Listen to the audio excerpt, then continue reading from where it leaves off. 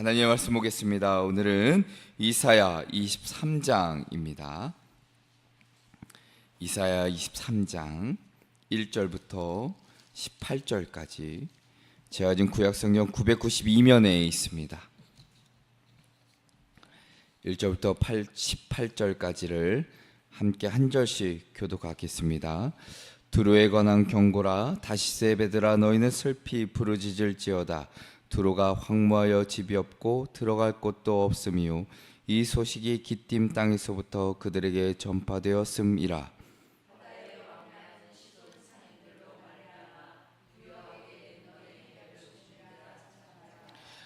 시올의 곡식 곧 나일의 추수를 큰 물로 수송하여 드렸으니 열국의 시장이 되었도다.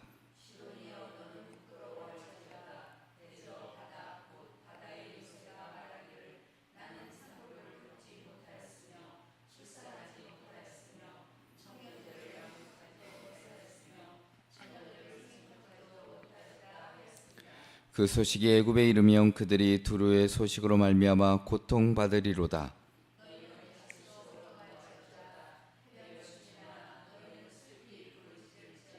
이것이 옛날에 건설된 너희 희락의 성 곧 그 백성이 자기 발로 먼 지방까지 가서 머물던 성읍이냐.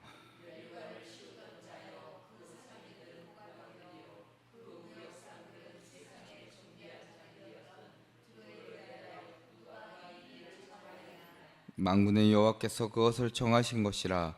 모든 누리던 영화를 욕되게 하시며 세상의 모든 교만하던 자가 멸시를 받게 하려 하심이라.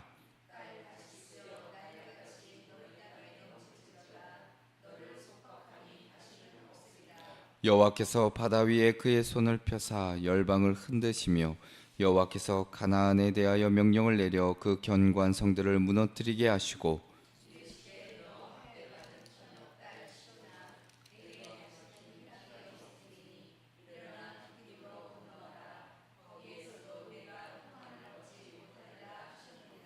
갈대 사람의 땅을 보라. 그 백성이 없어졌나니 곧 아수르 사람이 그곳을 들짐승이 사는 곳이 되게 하였으되 그들이 망대를 세우고 궁전을 헐어 황무하게 하였느니라.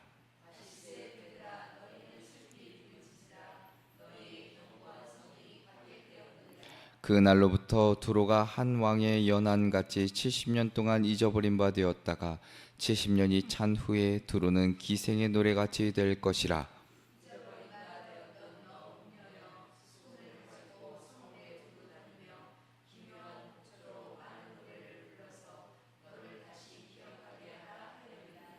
십 년이 찬 후에 여호와께서 두로를 돌보시리니 그가 다시 값을 받고 지면에 있는 열방과 음란을 행할 것이며 그 무역한 것과 이익을 거룩히 여호와께 돌리고 간직하거나 쌓아두지 아니하리니 그 무역한 것이 여호와 앞에 사는 자가 배불리 먹을 양식 잘 입을 옷감이 되리라.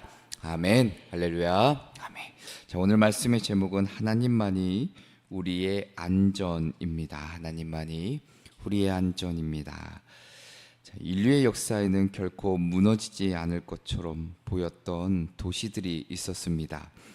고대 지중해 연안의 이 두로와 오늘 등장하는 시돈도 바로 그런 곳 중에 하나였습니다. 두로는 페니키아 해상제국의 중심지이기도 하고 뛰어난 항해술과 상업 능력을 자랑했던 도시입니다.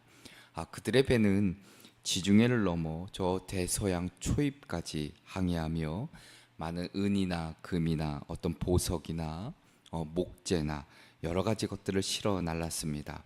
시돈 역시 항해술이 뛰어났고 조선업에서 두로를 뒷받침했던 도시이고 국제무역에 있어서도 아주 탁월한 역할을 감당했던 도시입니다. 자, 이 두 도시는 경제적인 번영과 어떤 문화적인 탁월함으로 많은 나라들의 부러움을 샀습니다. 항구에는 배들이 끊이지 않았고 시장은 각국에서 온 상품과 사람들로 이렇게 붐볐습니다. 그러니까 사람들은 그 화려함과 부를 보며 분명히 생각했겠죠. 야, 이 도시는 결코 무너지지 않을 것이라 생각했을 겁니다. 자, 그런데 이사야는 오늘 말씀에 전혀 다른 선언을 하고 계십니다. 두로와 그 시돈의 항구가 침묵하게 되고 무역이 끊어지고 배들이 설 자리를 잃게 될 것이라. 어떤 경제의 중심이 하루아침에 무너지고 마비되는 그 현실을 경고하고 있습니다.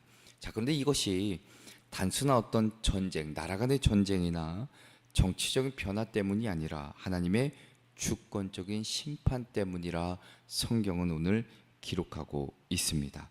자, 그래서 오늘 이 23장의 말씀을 통해서 우리에게 중요한 세 가지의 귀한 교훈을 오늘 들려주시는데, 함께 말씀을 나누고 기도의 제목을 삼고자 합니다. 그 첫째로는 세상의 번영이라는 것은, 세상의 번영은 결코 영원하지 않습니다라는 겁니다. 세상의 번영은 결코 영원하지 않습니다. 자, 오늘 말씀 1절에 보면 하나님의 심판의 선언으로 시작됩니다. 오늘 1절에 보니까 두로에 관한 경고라. 다시스의 배들아 너희는 슬피 부르짖을지어다. 두로가 황무하여 집이 없고 들어갈 곳도 없으며 이 소식이 기띔 땅에서부터 그들에게 전파되었음이라 기록합니다. 경고라 말하죠. 하나님의 무거운 심판의 선언을 뜻합니다. 인사야가 전하고 싶은 것은 단지 어떤 나라 간의 어려움으로 이 무역 상황이 힘들어진다 이것이 아니라 하나님의 심판, 그 주권에 의한 역사적인 심판과 징계가 임할 것임을 말씀해 주죠. 자, 그리고 슬피 부르짖을지어다 말합니다. 절망과 충격, 그 내지르는 통곡을 뜻합니다. 그러니까 그 텅 빈 부두와 침묵한 이제 무역 시장을 보고 내지르는 절규겠죠. 자, 두로와 시돈, 앞서 얘기한 대로 고대 세계에서는 경제와 문화의 중심지입니다. 사람들이 이 도시들을 보며 결코 무너지지 않을 것이라 여겼는데, 자, 그런데 하나님은 2절에 이렇게 말씀하십니다. 바다에 왕래하는 시돈 상인들로 말미암아 부유하게 된 너희 해변 주민들아 잠잠하라 이야기합니다. 잠잠하라, 입을 다물라라는 뜻이죠. 상인의 활발한 흥정, 어떤 소흠 이런 것들이 다 멈추고 사라지고 경제적인 그 역동성이 다 사라진 상태를 묘사합니다. 자, 그러니까 이사야는 두로와 시돈의 몰락을 단순한 어떤 문화적인, 어떤 정치적인 어려움, 어떤 전쟁으로 인한 패배 이런 것으로 보지 않고 그 배후에는 앞서 설명드린 대로 하나님의 의도적인 심판이 있었다는 것을 말씀해주고 계십니다. 자, 그래서 4절에 넘어와서 이렇게 기록합니다. 시돈이여 너는 부끄러워할지어다. 대저바다 곧 바다의 요새가 말하기를 나는 산고를 겪지 못하였으며 출산하지 못하였으며 청년들을 양육하지 못하였으며 처녀들을 생육하지도 못하였다 하였음이라 라는 이 표현, 이 구절은 아주 의인법, 시적인 의인법을 사용한 매우 상징적인 표현인데, 자, 시돈이라는 거 앞서 설명한 대로 고대 페니키아의 중요한 항구 도시입니다. 무역과 해상 활동의 중심지죠. 그러니까 바다라는 것은 두로뿐만이 아니라 시돈을 포함한 그 페니키아 해상 무역의 힘과 번영을 상징합니다. 자, 그 바다라는 것이 바로 그것을 상징하는데, 자, 여기서 마치 바다가 자신의 역할을 감당하지 못하는 것처럼 말합니다. 산고를 겪지 못하였다, 출산하지 못하였다. 자, 이 표현들은 보통 사람이 아이를 낳기 위해 고통스러운 진통과 출산 과정을 겪는 것을 의미하죠.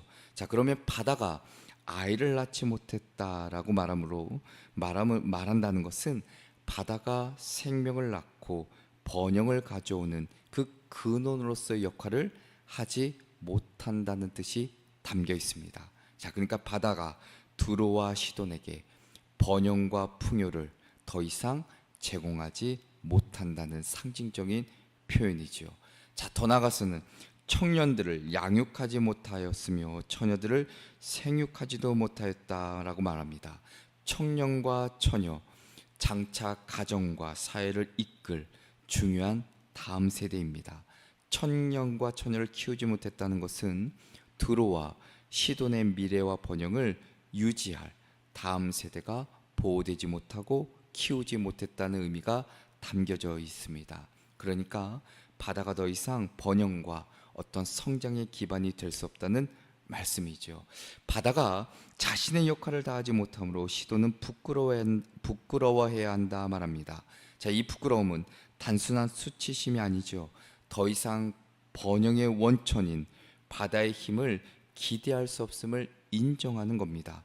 두로와 시돈의 번영이 오직 인간적이고 자연적인 힘에만 의존한 것이 아니라 하나님의 섭리, 그 주권 아래 있었음을 강조하는 말씀입니다. 그러니까 하나님이 그들에게 번영을 허락하셨고 또 하나님의 주권으로 그 모든 힘과 부가 무너질 것임을 선포하는 말씀이기도 합니다. 자, 우리 역시 바다와 같은 존재에 의지할 때가 있습니다. 경제적이나 어떤 건강이나 어떤 인간관계나 권력이나 우리가 세우는 기반들은 언제든지 흔들릴 수 있음을 우리는 잊지 말아야 된다는 것이죠. 이사야의 이 표현은 세상의 힘과 자원이 무한하지 않고 결국 하나님의 주권 아래 있음을 깨닫고 겸손하게 하나님께 의지하라는 강력한 메시지이기도 합니다. 자, 그 당시 사람들 무너지지 않을 것처럼 보였던 그 두로와 시돈도 하나님의 손길 앞에 하루아침에 다 사라지죠. 자, 우리의 시선이 세상의 부, 어떤 구조, 어떤 명예, 어떤 거기에만 머무는 동안 하나님은 우리에게 참된 안전의 근거가 어디에 있는지를 묻고 계시는 겁니다. 자, 오늘도 우리의 마음과 소망이 어디에 있는지를 다시 한번 돌아보시면서 오직 하나님께만 두시고 어떤 상황 속에서도 흔들리지 않는 그 평안함과 담대함과 또한 힘을 지혜를 얻으며 살아가시기를 주님의 이름으로 축원합니다.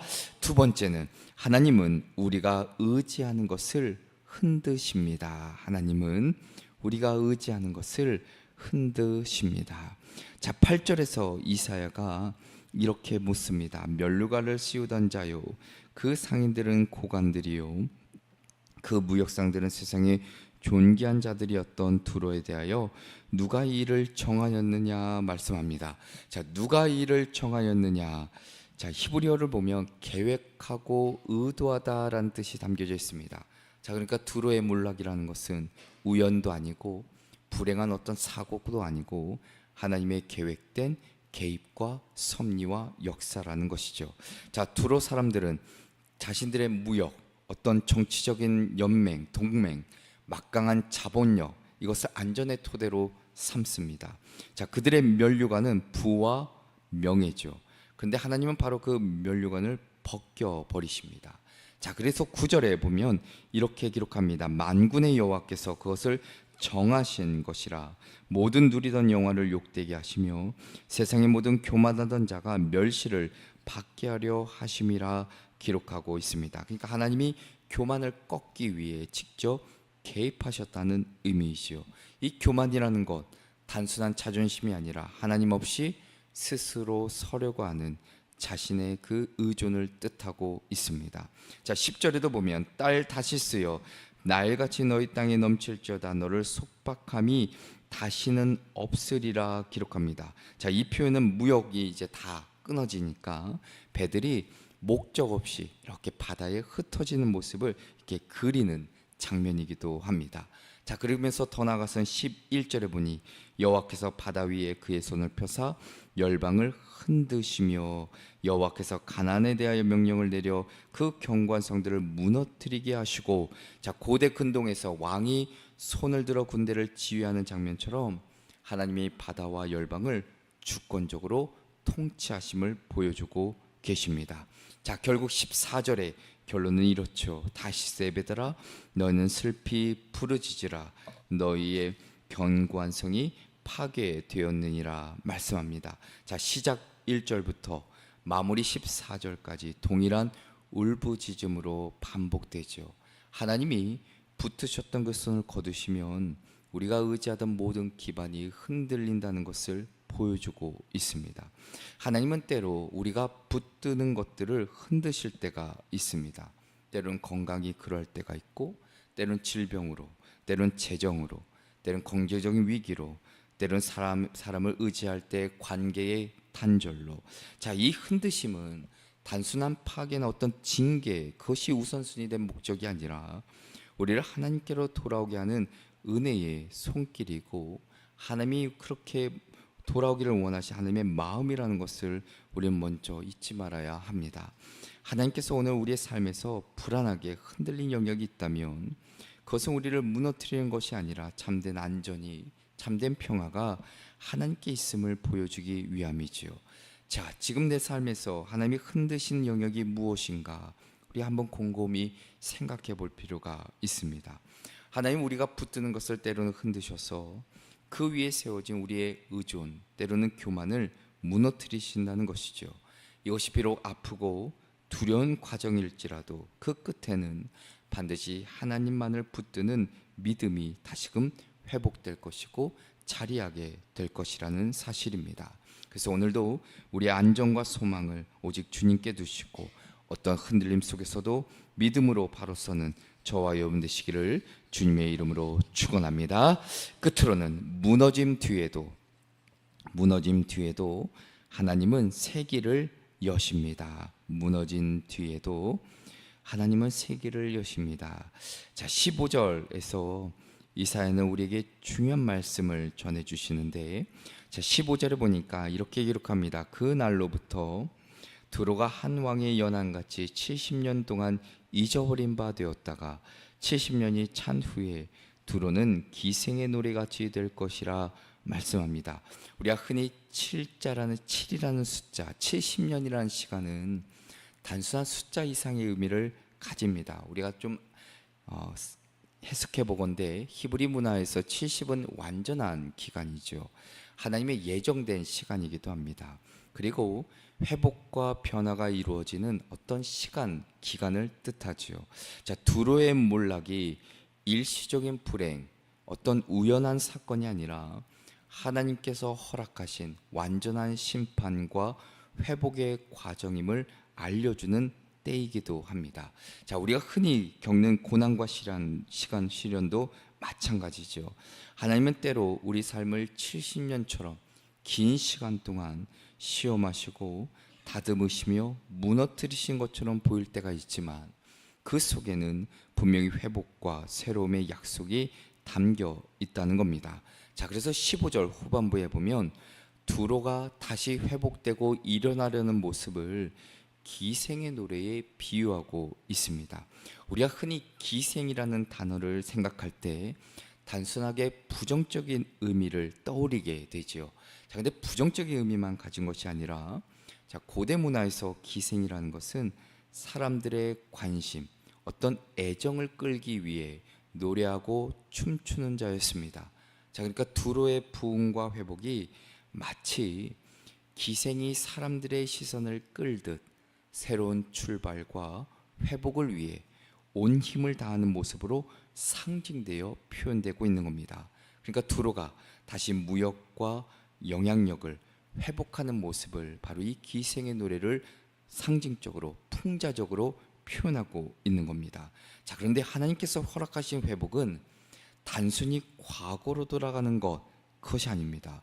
회복은 더 나은 미래를 향한 하나님의 선한 계획이 그 안에 담겨져 있는데, 자, 바로 그것을 어디서 우리는 알 수 있는가? 18절을 보면 이렇게 기록합니다. 그 무역한 것과 이익을 거룩히 여호와께 돌리고 간직하거나 쌓아두지 아니하리니 그 무역한 것이 여호와 앞에 사는 자가 배불리 먹을 양식, 잘 입을 옷감이 되리라 이야기합니다. 자, 두로의 재물과 소득이 이제 하나님 여호와께 바쳐 돌린다는 말. 자, 이전까지는 자신들의 영광과 부를 위해 사용되었던 것들이 이제는 하나님의 거룩한 목적을 위해 여호와께 돌리고 구별되고 헌신된다는 뜻이 담겨져 있습니다. 자, 세상의 어떤 것 목적이 아니라 하나님의 거룩한 뜻을 따라 쓰임 받는다는 말씀이죠. 자, 우리의 삶도, 우리의 자원, 우리가 갖고 있는 것도 이와 같습니다. 무너지고 좌절했던 시간 이후에 하나님께서는 우리의 모든 것을 자신을 위해, 하나님을 위해, 그리고 이웃을 위한 거룩한 도구로 만드시고 쓰시고자 하신다는 겁니다. 자, 그러니까 우리가 다시 일어설 때, 회복될 때, 그 회복이라는 것은 나의 단순한 성공, 나의 단순한 회복이 아니라 하나님 나라, 하나님의 영광을 위한 회복이어야 한다는 것을 말씀해주고 계십니다. 우리의 삶이 무너져 보일지라도 오늘 말씀을 통해 우리가 낙심하지 말아야 되겠죠. 하나님의 징계, 때로 흔드심은 우리를 무너뜨리기 위함이 아니라 그 초절하게 절망과 낙심으로 살아가기 위해서만이 아니라 그 무너짐 뒤에 반드시 세기를 준비하시고 예비하신 그 하나님이 있다는 사실을 잊지 마시고 실패와 좌절의 뒤 더 겸손하게 하나님만을 붙잡고 더 나아가는 그런 삶이 되어야 된다는 것을 오늘 깨닫게 하십니다. 지금 우리의 삶이 혹여나 무너짐과 아픔에 있다면 하나님께서는 그 아픔을 통해 무너진 모든 것을 다시 세우시고 더 크고 거룩한 회복을 준비하고 계신다는 사실을 우리는 잊지 말고 꼭 믿으셔야 합니다. 하나님은 무너진 자리를 반드시 내버려 두지 않으시고 방치하지 않으십니다. 심판과 징계의 그 끝날에 반드시 회복과 세기를 여실 것이고 그 길은 언제나 하나님의 영광과 모든 백성의 유익을 위하여 열려 있다는 사실, 오늘 우리의 상황이 비록 무너짐과 같을지라도 하나님이 예비하실 그 회복의 길을 바라보며 믿음으로 또한 오늘 하루를 살아내시기를 주님의 이름으로 축원합니다. 기도하시겠습니다.